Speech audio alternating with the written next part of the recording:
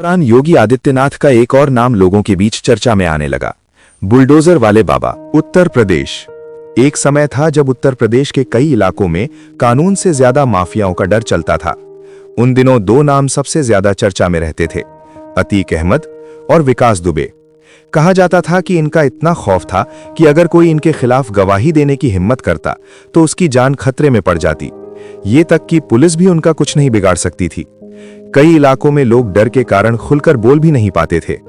उस दौर में अपराध, रंगदारी और दबदबे की खबरें अक्सर सामने आती थीं। कुछ लोग तो ये भी कहते थे कि पुलिस और प्रशासन भी कई बार इनसे टकराने से बचते थे, क्योंकि इनका नेटवर्क काफी बड़ा माना जाता था। लेकिन इसी समय एक और नाम धीरे धीरे चर्चा में आने लगा, योगी आदित्यनाथ।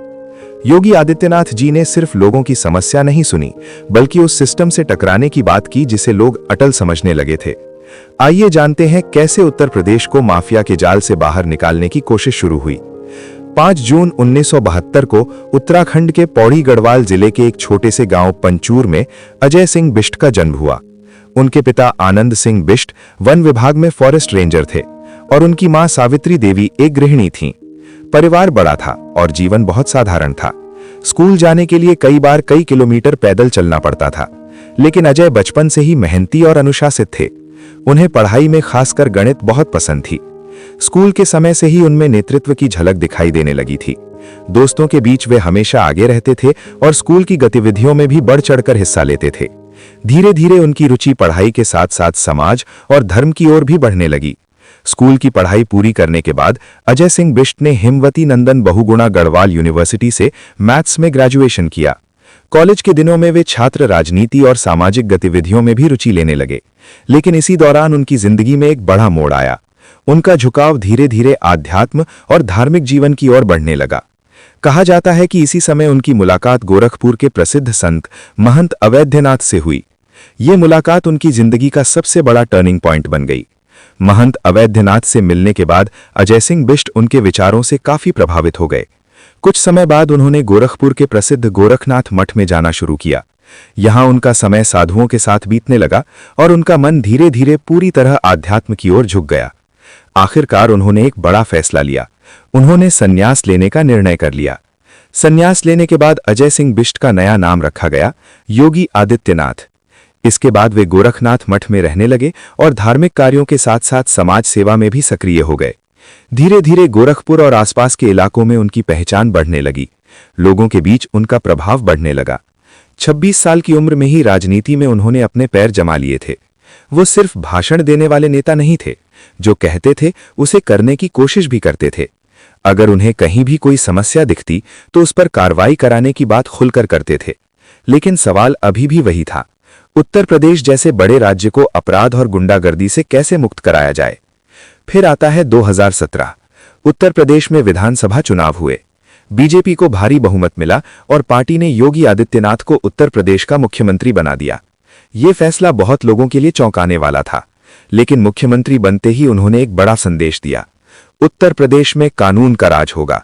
लेकिन असली चुनौती अब शुरू हुई थी। सिस्टम को चलाना और उसे बदलना, दोनों में जमीन आसमान का फर्क होता है। योगी आदित्यनाथ ने सबसे पहले उन अपराधी गिरोहों को टारगेट करने की बात कही जिन्होंने उत्तर प्रदेश के कई इलाकों में डर और आतंक का माहौल बना रखा था। 2020 में पुलिस पर हुए एक हमले में कई पुलिसकर्मियों की मौत हो गई। इसके बाद कानून व्यवस्था को लेकर और सख्त रुख अपनाने की बात कही गई।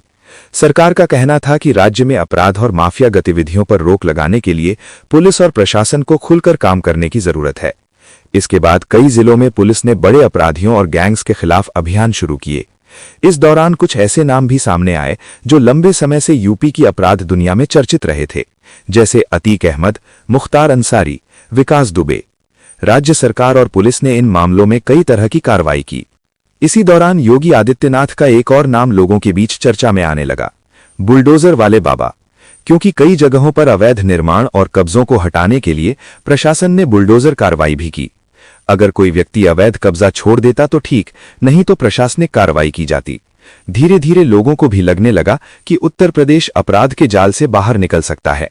बड़े बड़े नामों पर कार्रवाई की खबरें सामने आने लगी, जिससे राज्य की कानून व्यवस्था को लेकर चर्चा तेज हो गई।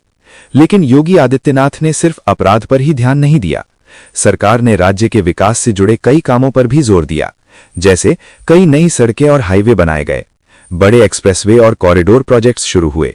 शहरों के साथ साथ गांवों में भी सड़क और बिजली की सुविधाओं को बेहतर करने की कोशिशें हुईं। औद्योगिक निवेश बढ़ाने के लिए नई इंडस्ट्रियल योजनाएं शुरू की गईं। मोबाइल और इलेक्ट्रॉनिक्स से जुड़े मैन्युफैक्चरिंग प्रोजेक्ट्स को भी राज्य में लाने की कोशिश हुई। इसके साथ साथ कई शहरों में इंफ्रास्ट्रक्चर और कनेक्टिविटी को बेहतर बनाने के काम भी किए गए। गांवों में सड़क, बिजली और सरकारी योजनाओं को पहुंचाने की कोशिशें बढ़ीं, जबकि शहरों में मेट्रो, एक्सप्रेसवे और नए प्रोजेक्ट्स पर काम हुआ। यानी एक तरफ कानून व्यवस्था पर ध्यान दिया गया और दूसरी तरफ राज्य के विकास को आगे बढ़ाने की कोशिश की गई। इसी वजह से आज भी उत्तर प्रदेश की राजनीति और प्रशासन की चर्चा में एक नाम अक्सर सामने आता है, योगी आदित्यनाथ।